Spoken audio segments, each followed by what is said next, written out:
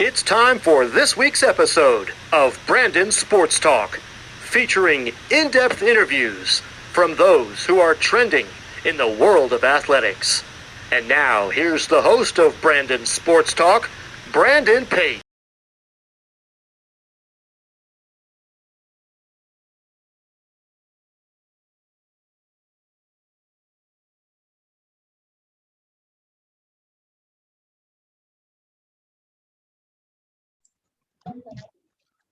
Welcome back to Brandon Sports Talk. In today's episode, I have the privilege to interview the Buffalo Pride's NWHL player, Jillian Dempsey. How are you doing today? Hey, it's good to see you, Brandon. Thanks for having me on the Boston Pride. Can you talk about, of course, how you got started in your professional hockey career? So when I was growing up and playing youth hockey, then high school, then college, in the youth and high school days, if there was a women's professional league, it was something I didn't really know about. And the goal that I had set for myself was playing college hockey and then playing for Team USA beyond that, because there really weren't many other opportunities for women's players at that time. So I had always said, I want to be in the NHL, because every kid's dream is to keep playing the sport that they love all the way through. So it wasn't until my years in college where I started to become much more aware of women's professional hockey and what was next, what was after Harvard. I still had my sights set on Team USA, and that ended up not going as I had hoped. And, I got cut from the Sochi tryout, and then I really was considering I wanted to keep playing. So I was looking for different options, and the Canadian Women's Hockey League Boston Blades was right here in my home city. So it was a natural decision for me to check that out. And then I was drafted and played 2 great seasons with Boston, and we were able to win the CWHL's Clarkson Cup in my second year. What was your college time like at Harvard University? Those were the best days. I absolutely loved playing for Harvard. I loved being a student athlete at Harvard. And when I was in 6th grade, we had an autobiography project, and there was a future section. And my parents helped me. We scanned on my 6th grade self, hockey face onto the Harvard pregame pamphlets that they would hand out, like the programs at the rink. And we changed the dates and to match what would be my college years. And I wrote a little blurb saying how, in my future, I wanted to play for Harvard women's hockey and captain the team someday. And that became a reality for me. So it was something that I was working towards since 6th grade. And to be able to live that dream was surreal. It was something that I wanted to enjoy the moments, every single step along the way. And the years flew by way too fast, but I definitely look back fondly and wish it could have lasted longer, because my time there was memorable, and I absolutely loved it. What was it like whenever you got to put on that Harvard jersey for the first time after dreaming about it?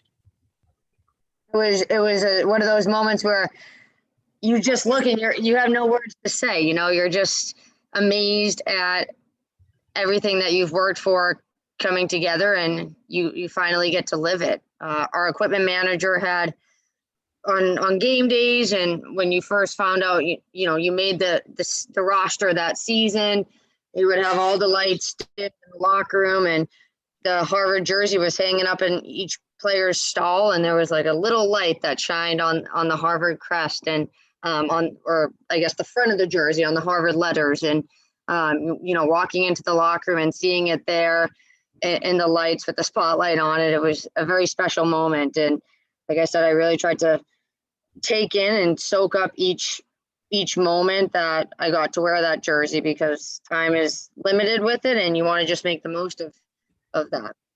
What were some of your accomplishments during your time playing college hockey at Harvard?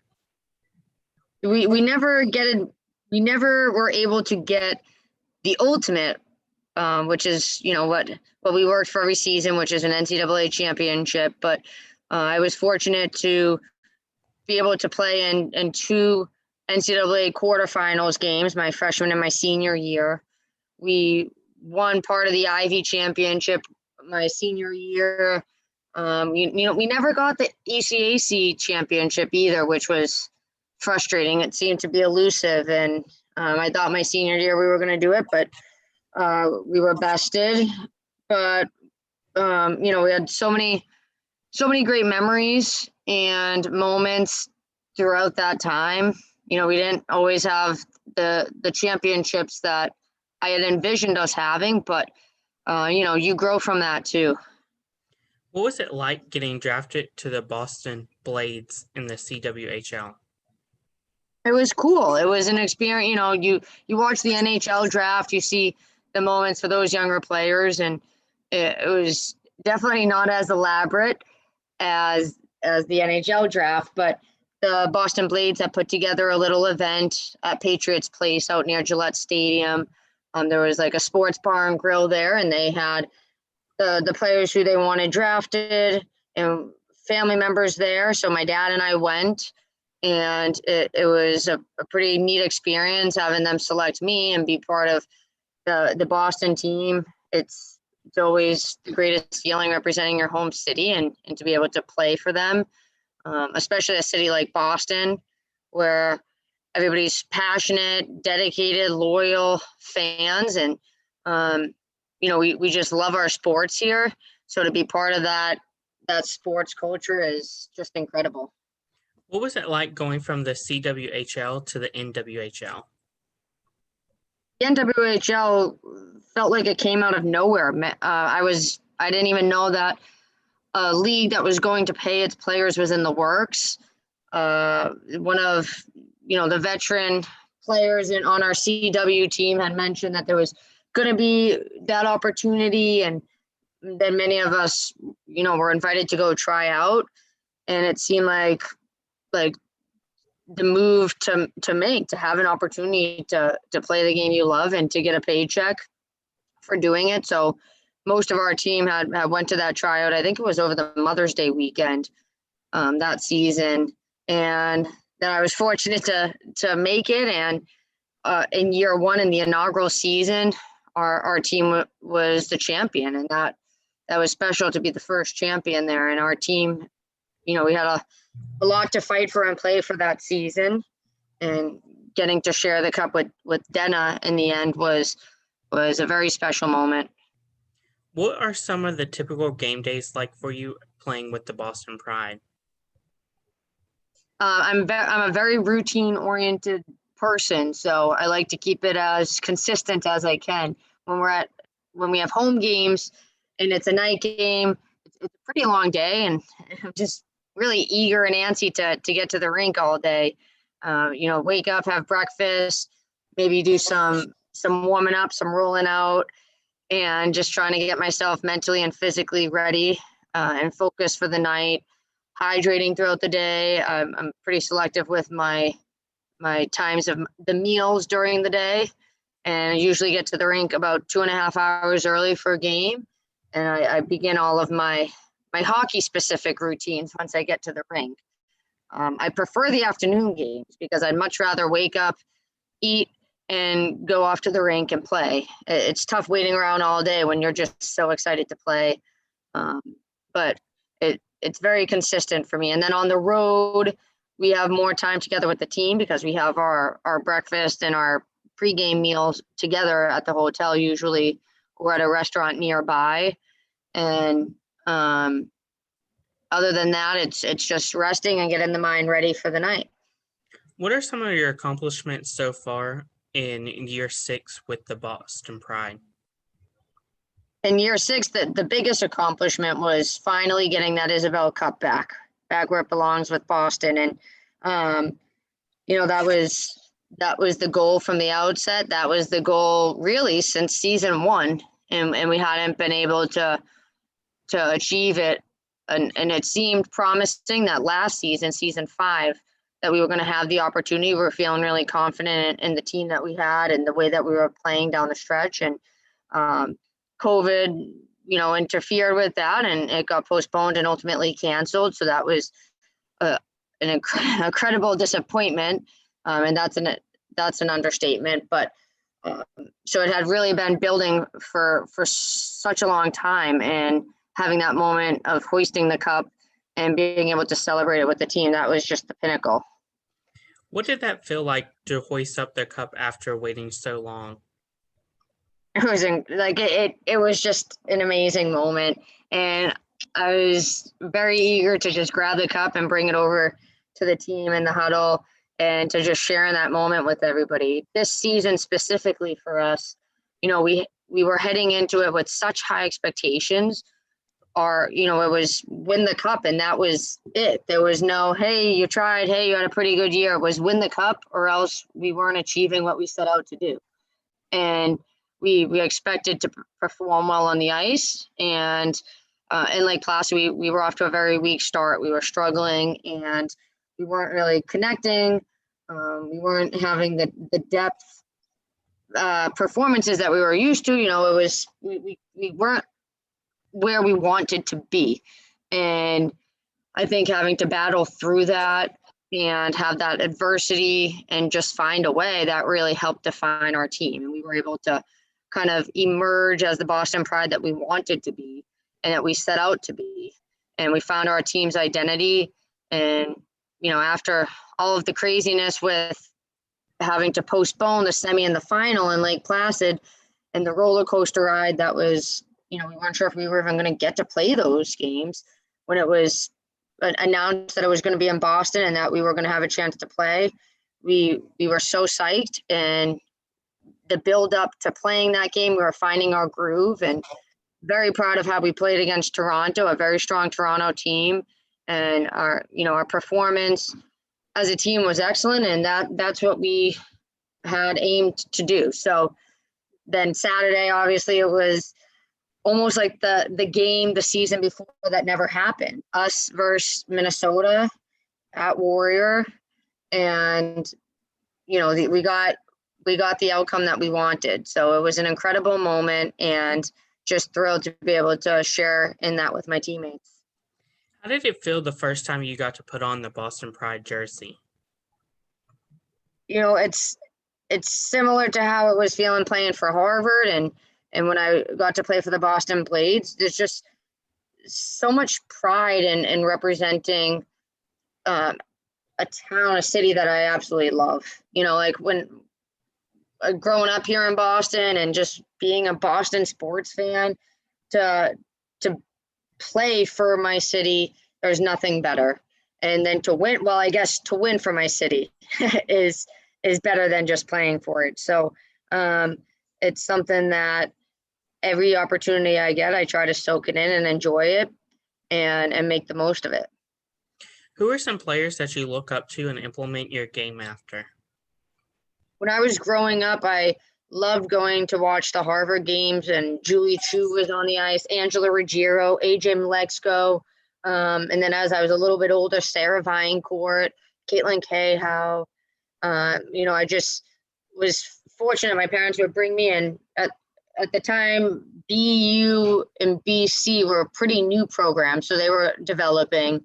But we were always drawn to the Harvard games. And, I used to reach my hand down in the tunnel when they would come on and off the ice. And, getting a fist bump from Julie Chu is a pretty special experience when you're a young hockey player looking up to somebody like her.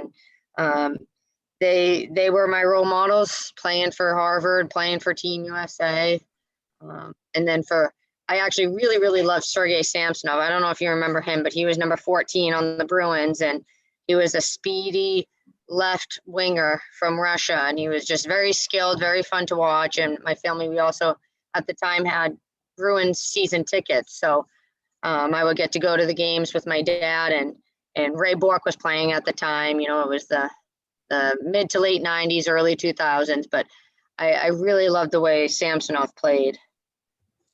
How does it feel now that you're in the professional hockey and you have players looking up to you? Those moments are always something that make me smile. Like when somebody recognizes like who I am, or when they find out the team I play for, and or see them wearing like a Dempsey jersey or the t-shirts. Even my students, they wear the t-shirts. And I think that puts everything into perspective that, I'm playing this game that I love so much because it's fun and I love it and I enjoy it. And I want to keep doing that for as long as I can. But then the bigger picture is in getting to do that, there are little kids looking up to me, and, we're trying to help pave the way so that when they're ready to be at this level, that it's in a better spot than how it is right now. So constantly working on growing and building. And, I'm always thrilled when I see a young fan or anybody at our games, and when we get to meet them in the autograph line and have a brief conversation, that's special. And that's the big picture. I'm thrilled that I get to be a pioneer, that I get to be considered that, because if it wasn't for the people I looked up to, if it wasn't for the AJ Milexkos and Julie Chews, then this league wouldn't exist and we wouldn't be where we are. So it's definitely something that I appreciate and take very seriously. And I love it getting to interact with our young fans. What is it like to play with Kaylie Ferguson as a teammate? Well, we used to have a little bit of a rivalry because we were opponents for quite some time. And so when we actually became teammates, I'm like, oh, I don't know about this fratty. But we joke about it now and we laugh about it now because we're just very intense competitors, and definitely enjoy having her on my team more than on the other team. And we've been through some tough seasons with the Boston Pride. Like, she joined in season 3 when it was one of the worst records that I've had in I think my entire hockey career, like including way back to mites. We just were really struggling to get in the win column, and to go from that kind of season and some of the struggles in that season to being a little bit better in season 4, but still falling so short of the expectations. And then season 5 being that close, but not quite getting it. And then the moment to finally hoist the cup and hand it over to her and let her hoist up for the first time. It was an awesome moment for us. And I love being teammates with Fratty, and in practice we go hard, and I don't always love it when she gets me into the boards or if I get one of her shots off any part of my body because she has a laser. But of course I love that competitiveness and love having her on my side when we go into the games, into the battles. What was it like this previous year playing in Lake Placid? I love the movie Miracle and the story of the 1980 Team USA.